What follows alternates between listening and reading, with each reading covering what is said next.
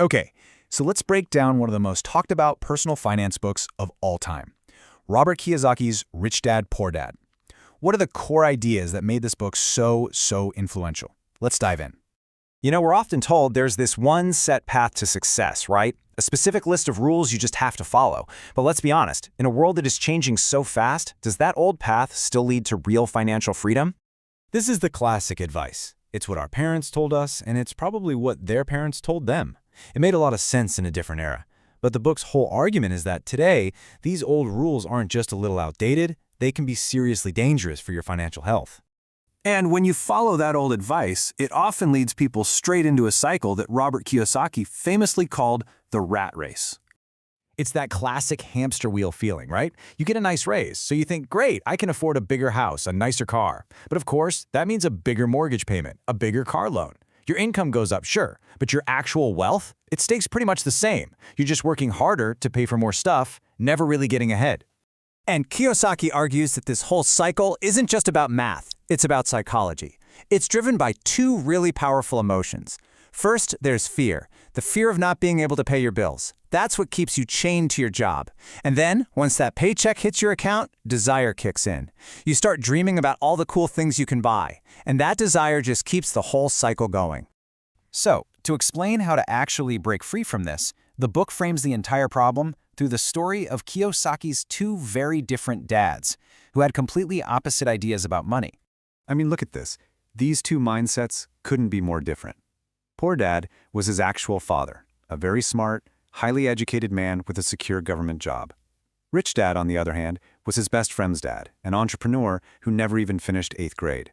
And it's the huge contrast in their advice that shaped everything Kiyosaki came to believe about building wealth. Now this is a belief that millions and millions of us share. It's pretty much the foundation of middle-class financial planning, right? The idea that buying a home is the safest, most reliable investment your family can ever make.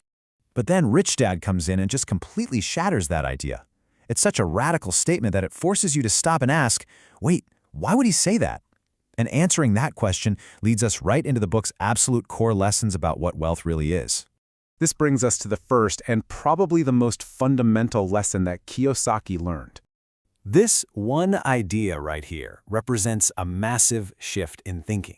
It's the entire difference between working for your money, literally trading your precious time for dollars, and having your money work for you, generating income even when you're sleeping. Rich Dad caught him this lesson in a pretty tough way.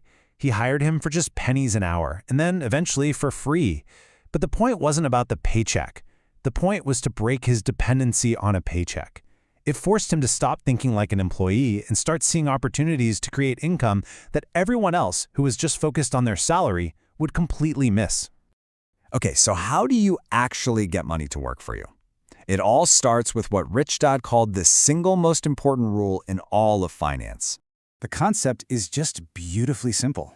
Seriously, it doesn't matter what you call it, a stock, a business, a rental property. If it generates cash flow and puts money into your pocket, congratulations, it's an asset, period.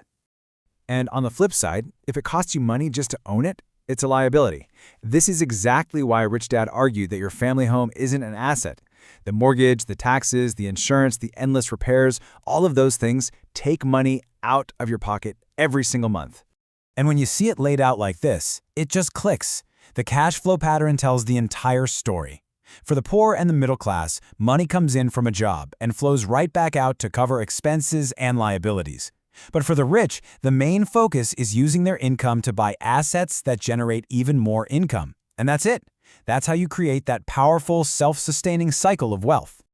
So once you really understand this fundamental difference, you can stop digging yourself into a deeper financial hole by buying liabilities. You can actually start building a solid foundation of assets and begin to write a brand new financial story for yourself.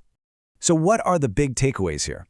Well, first, it's about understanding the emotions that are driving your spending. It's about relentlessly focusing on buying assets, not liabilities. And ultimately, it's realizing that financial intelligence, knowing what to do with your money, is way more valuable than money itself because it's what gives you control. It's a really tough question, I know, but it gets right to the heart of this entire book.